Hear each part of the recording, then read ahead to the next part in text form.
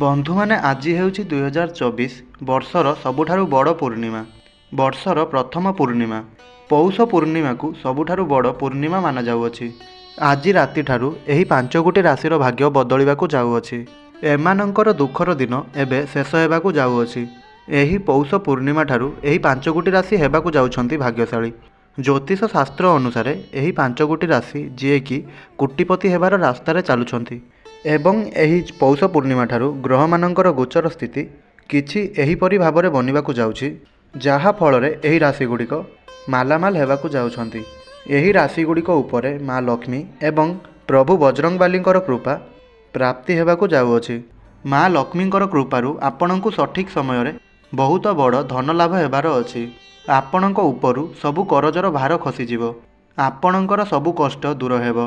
ମା ଲକ୍ଷ୍ମୀଙ୍କ କୃପାରୁ ଆପଣଙ୍କର ବହୁତ ଶୀଘ୍ର ବିବାହର ଯୁଗ ମଧ୍ୟ ଖୋଲିବାକୁ ଯାଉଅଛି। ଆପଣଙ୍କର ବ୍ୟାପାର ବାଣିଜ୍ୟରେ ମଧ୍ୟ ଖୁବ୍ ଜୋରସୋରରେ ଉନ୍ନତି ଦେଖାଦେବ। ମନପସନ୍ଦର ଚାକିରି ପ୍ରାପ୍ତି ହେବାର ମୌକା ଏବେ ଆପଣଙ୍କୁ ଦେଖାଦେବ। ଆପଣଙ୍କ ଭିତରେ ଆକର୍ଷଣ କ୍ଷମତା ଏବେ ବଢ଼ିଯିବ। ତେବେ ଆପଣଙ୍କୁ ଲୋକମାନେ ପସନ୍ଦ କରିବା ଆରମ୍ଭ କରିଦେବେ। ଆପଣଙ୍କ ଦ୍ୱାରା କରାଯାଇଥିବା ସବୁ ଚେଷ୍ଟା ଏବେ ସଫଳ ହେବାକୁ ଯାଉଅଛି। କୌଣସି ବି କାମ ଆରମ୍ଭ କରିବା ପୂର୍ବରୁ ଆପଣ ଆପଣଙ୍କର ଗୁରୁଜନମାନଙ୍କର ଆଶୀର୍ବାଦ ନିଶ୍ଚୟ ନିଅନ୍ତୁ। ମା ଲକ୍ଷ୍ମୀଙ୍କ କୃପାରୁ ଆପଣଙ୍କୁ ବାରମ୍ବାର ଅଜଣା ଜାଗାରୁ ଧନ ଲାଭ ହୋଇପାରେ। ପରିବାର ତରଫରୁ ଆପଣଙ୍କୁ ବଡ଼ ଖୁସି ଖବର ମିଳିପାରେ। ଆପଣମାନଙ୍କୁ ଦୂରଯାତ୍ରା କରିବାର ସୁଯୋଗ ମଧ୍ୟ ମିଳିବ। ଏହା ସହିତ କାର୍ଯ୍ୟକ୍ଷେତ୍ରରେ ନୂଆ ନୂଆ ସାଙ୍ଗସାଥି ଆପଣଙ୍କର ବନିବେ। କୋର୍ଟ କଚେରୀ ମାମଲାରେ ଆପଣଙ୍କୁ ସଫଳତା ଅବଶ୍ୟ ମିଳିବ। ତେବେ ଆସନ୍ତୁ ଜାଣିବା ସେହି ରାଶିମାନଙ୍କ ବିଷୟରେ ଯେଉଁମାନଙ୍କର ଭାଗ୍ୟ ଏହି ପୌଷ ପୂର୍ଣ୍ଣିମା ଠାରୁ ବା ଆଜି ରାତିଠାରୁ ବଦଳିବାକୁ ଯାଉଅଛି। ତାହା ପୂର୍ବରୁ ଏହି ଭିଡ଼ିଓକୁ ଗୋଟେ ଲାଇକ୍ କରନ୍ତୁ ଏବଂ ଭକ୍ତିର ସହକାରେ କମେଣ୍ଟ ବକ୍ସରେ ଜୟ ମା ଲକ୍ଷ୍ମୀ ଜୟ ହନୁମାନ ଅବଶ୍ୟ ଲେଖନ୍ତୁ। ପ୍ରଥମ ଭାଗ୍ୟଶାଳୀ ରାଶିଟି ହେଉଛି ତୁଳା ରାଶି। ଆପଣଙ୍କୁ ଆପଣଙ୍କ ଜୀବନରେ ଏବେ ଅପାର ସଫଳତା ମିଳିବାର ସମ୍ଭାବନା ନଜର ଆସୁଅଛି। ଆପଣଙ୍କର ଘରେ ସୁଖ ସମୃଦ୍ଧି ଏବଂ ଧନର ଆଗମନ ହେବ। ଆପଣ ଏହି ପୌଷ ପୂର୍ଣ୍ଣିମା ଠାରୁ କିଛି ନୂଆ କରି ଦେଖାଇ ପାରନ୍ତି। ବେରୋଜଗାର ଯୁବକମାନଙ୍କୁ ଭଲ ଚାକିରି ମିଳିବାର ଯୁଗ ମଧ୍ୟ ବନୁଅଛି। ନୂଆ କାର୍ଯ୍ୟରେ ଆସୁଥିବା ବିଘ୍ନ ଏବେ ଦୂର ହେବାକୁ ଯାଉଅଛି। ସାମାଜିକ କାର୍ଯ୍ୟ କରିବା ଆପଣଙ୍କୁ ସଫଳତା ପ୍ରାପ୍ତି ଦେବ। ଜୀବନର ସବୁ ଅସୁବିଧା ଆପଣଙ୍କର ଦୂର ହୋଇପାରେ।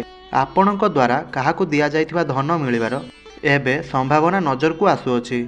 ଘର ପରିବାରରେ ଆପଣଙ୍କର ସୁଖ ଶାନ୍ତି ଆନନ୍ଦର ଲହରୀ ଲାଗି ରହିବ। ଧନ କମାଇବାର ନୂଆ ନୂଆ ଅବସର ଏବେ ଆପଣଙ୍କୁ ମିଳିବାକୁ ଯାଉଅଛି। ଆପଣଙ୍କର ଏହି ରାଶି ହୋଇଥିଲେ ତଳେ ଥିବା କମେଣ୍ଟ ବକ୍ସରେ ଜୟ ମା ଲକ୍ଷ୍ମୀ ଅବଶ୍ୟ ଲେଖନ୍ତୁ। ଦ୍ୱିତୀୟ ଭାଗ୍ୟଶାଳୀ ରାଶିଟି ହେଉଛି ବୃଷ ରାଶି। କହି ରଖୁଛୁ ଯେ ଆପଣଙ୍କୁ ଆର୍ଥିକ କ୍ଷେତ୍ରରେ ବହୁତ ଉନ୍ନତି ହାସଲ ହେବ। ଆପଣଙ୍କର ଆଗାମୀ ସମୟ ବହୁତ ଶୁଭ ରହିବ। ବ୍ୟାପାର ବାଣିଜ୍ୟ କ୍ଷେତ୍ରରେ ଧନ ଲାଭ ହେବାର ପ୍ରାୟ ସମ୍ଭାବନା ନଜରକୁ ଆସୁଅଛି। ଏହି ସମୟରେ ଆପଣଙ୍କର ଯାତ୍ରା ଲାଭଦାୟକ ସିଦ୍ଧ ହେବ। ଆପଣଙ୍କ ଜୀବନରେ ଆସିବାକୁ ଥିବା ସବୁ ପ୍ରକାରର ଦୁଃଖ ଏବଂ କଷ୍ଟର ଅନ୍ତ ଘଟିବାକୁ ଯାଉଅଛି। ଚାକିରି କରୁଥିବା ବ୍ୟକ୍ତିବିଶେଷମାନଙ୍କ ପାଇଁ ଏହି ପୌଷ ପୂର୍ଣ୍ଣିମା ପରର ସମୟ ସବୁଠାରୁ ଅଧିକ ଶୁଭ ରହିବ। ଏହି ରାଶିର ବ୍ୟକ୍ତିବିଶେଷମାନଙ୍କର ଘରେ ଅଧିକ ମାତ୍ରାରେ ଖୁସିର ବର୍ଷା ହେବ। ଆପଣଙ୍କର ପ୍ରେମ ଜୀବନରେ ମଧ୍ୟ ଖୁସିର ମାହୋଲ ଲାଗି ରହିବ। ଆପଣଙ୍କର ଏହି ରାଶି ହୋଇଥିଲେ ତଳେ ଥିବା କମେଣ୍ଟ ବକ୍ସରେ ଜୟ ବଜରଙ୍ଗବାଲି ଅବଶ୍ୟ ଲେଖନ୍ତୁ। ତୃତୀୟ ଭାଗ୍ୟଶାଳୀ ରାଶିଟି ହେଉଛି ସିଂହ ରାଶି। କହିଦେଉଛୁ ଯେ ଏହି ରାଶିର ବ୍ୟକ୍ତିବିଶେଷମାନଙ୍କ ଉପରେ ମା ଲକ୍ଷ୍ମୀ ଏବଂ ପ୍ରଭୁ ବଜରଙ୍ଗବାଲୀଙ୍କର ଅପାର କୃପା ଦୃଷ୍ଟି ବନିବାକୁ ଯାଉଅଛି। ଆପଣମାନଙ୍କୁ ଆପଣମାନଙ୍କର ଜୀବନରେ ସଫଳତା ମିଳିବାର ଏବେ ଯୁଗ ବନୁଅଛି। ଆପଣମାନଙ୍କୁ ଆର୍ଥିକ ସଙ୍କଟ ଠାରୁ ମୁକ୍ତି ମିଳିବ। ଆପଣମାନଙ୍କୁ ନିଶ୍ଚିତ ଭାବରେ ସଫଳତା ମିଳିବ। ଆପଣମାନେ ଦିନରାତି ପରିଶ୍ରମ କରି ଉନ୍ନତି କରିବା ସହିତ ଗୋଟିଏ ନୂଆ ପରିଚୟ ସୃଷ୍ଟି କରିବେ। ଆପଣମାନେ ମହତ୍ତ୍ୱପୂର୍ଣ୍ଣ କାର୍ଯ୍ୟରେ ନିର୍ଣ୍ଣୟ ନେବାରେ ସଫଳ ହୋଇପାରନ୍ତି। ଆଗାମୀ ସମୟରେ ଆପଣମାନଙ୍କର ଭାଗ୍ୟ ଘୋଡ଼ାଠାରୁ ଅଧିକ ଜୋରରେ ଦୌଡ଼ିବାକୁ ଲାଗିବ ଏବଂ ପୌଷ ପୂର୍ଣ୍ଣିମା ଠାରୁ ଆପଣଙ୍କ ଜୀବନରେ ଖୁସିର ବର୍ଷା ହେବ। ଆପଣମାନଙ୍କ ପାଇଁ ଧନ ଗୋଟିଏ ନୂଆ ଧାରାରେ ବନିବ। ଅଚାନକ ଭାବରେ ଆପଣଙ୍କୁ ଆର୍ଥିକ ଲାଭ ମିଳିବାର ସମ୍ଭାବନା ବନୁଅଛି। ଆପଣଙ୍କର ଏହି ରାଶି ହୋଇଥିଲେ ତଳେ ଥିବା କମେଣ୍ଟ ବକ୍ସରେ ଜୟ ମା ଲକ୍ଷ୍ମୀ ଅବଶ୍ୟ ଲେଖନ୍ତୁ। ଚତୁର୍ଥ ଭାଗ୍ୟଶାଳୀ ରାଶିଟି ହେଉଛି କନ୍ୟା ରାଶି। କହି ରଖୁଛୁ ଯେ ଆପଣଙ୍କର ଘରେ ସୁଖ ସମୃଦ୍ଧି ଏବଂ ଧନର ଆଗମନ ହେବ, ଯାହା ଫଳରେ ସାମାଜିକ ପ୍ରତିଷ୍ଠାରେ ଆପଣମାନଙ୍କର ଭାଗ୍ୟ ଖୋଲିବ। ଆପଣମାନଙ୍କୁ ବ୍ୟାପାର ବାଣିଜ୍ୟ କ୍ଷେତ୍ରରେ ଲାଭ ହେବାର ପୁରା ସମ୍ଭାବନା ଅଛି। ଚାକିରି କ୍ଷେତ୍ରରେ ଉନ୍ନତିର କୌଣସି ବଡ଼ ଖୁସି ଖବର ଆପଣଙ୍କୁ ପ୍ରାପ୍ତି ହୋଇପାରେ। ଧନରେ ଅପାର ବୃଦ୍ଧି ଏବଂ ଚାକିରିରେ ପ୍ରମୋସନ୍ ହେବାର ଯୋଗ ମଧ୍ୟ ବନୁଅଛି। ଆପଣଙ୍କର ଏହି ରାଶି ହୋଇଥିଲେ ତଳେ ଥିବା କମେଣ୍ଟ ବକ୍ସରେ ଜୟ ଶ୍ରୀରାମ ଅବଶ୍ୟ ଲେଖନ୍ତୁ। ପଞ୍ଚମ ଭାଗ୍ୟଶାଳୀ ରାଶିଟି ହେଉଛି କୁମ୍ଭ ରାଶି। କହି ରଖୁଛୁ ଯେ ବେପାର ବାଣିଜ୍ୟ କରୁଥିବା ବ୍ୟକ୍ତିବିଶେଷମାନଙ୍କୁ ନିଜର ବ୍ୟାପାର ବାଣିଜ୍ୟ କ୍ଷେତ୍ରରେ ପୌଷ ପୂର୍ଣ୍ଣିମା ଠାରୁ ଅଧିକରୁ ଅଧିକ ଧନଲାଭ ଦେଖିବାକୁ ମିଳିବ। ଆପଣଙ୍କର ସଫଳତାକୁ ଦେଖି ଏବେ ଆପଣଙ୍କର ଶତ୍ରୁମାନେ ଆପଣଙ୍କ ପ୍ରତି ଅତ୍ୟଧିକ ଉଗ୍ର ହୋଇଯିବେ ଏବଂ ଆପଣଙ୍କର ଅନେକ କ୍ଷତି କରିବାର ବାଟ ମଧ୍ୟ ଖୋଜିବେ ଏବଂ ଚେଷ୍ଟା ମଧ୍ୟ କରିପାରନ୍ତି। କିନ୍ତୁ ଆପଣ ଡରିବାର କୌଣସି ଆବଶ୍ୟକତା ନାହିଁ, କାରଣ ଆପଣଙ୍କର ଏହି ଶତ୍ରୁମାନେ ସେମାନଙ୍କର ଚେଷ୍ଟାରେ ବିଫଳ ହେବେ, କେବେ ବି ସଫଳ ହୋଇପାରିବେ ନାହିଁ।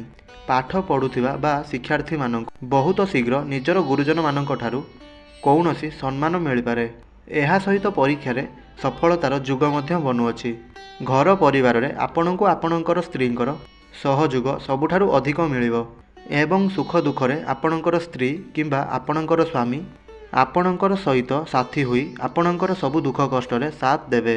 ମା ଲକ୍ଷ୍ମୀଙ୍କର କୃପା ଦୃଷ୍ଟି ଆପଣଙ୍କର ଏବଂ ଆପଣଙ୍କ ପରିବାର ଉପରେ ସର୍ବଦା ଲାଗି ରହିବ। ଯଦି ଆପଣମାନେ ମଧ୍ୟ ମା ଲକ୍ଷ୍ମୀ ଏବଂ ପ୍ରଭୁ ବଜରଙ୍ଗବାଲୀଙ୍କୁ ସଚ୍ଚା ହୃଦୟରୁ ଭକ୍ତି କରୁଥାନ୍ତି, ତାହେଲେ ତଳେ ଥିବା ଆମର କମେଣ୍ଟ ବକ୍ସରେ ଜୟ ମା ଲକ୍ଷ୍ମୀ, ଜୟ ବଜରଙ୍ଗବାଲି, ଜୟ ଶ୍ରୀରାମ ଅବଶ୍ୟ ଲେଖନ୍ତୁ ଏବଂ ଭିଡ଼ିଓକୁ ଗୋଟେ ଲାଇକ୍ କରନ୍ତୁ। ଧନ୍ୟବାଦ।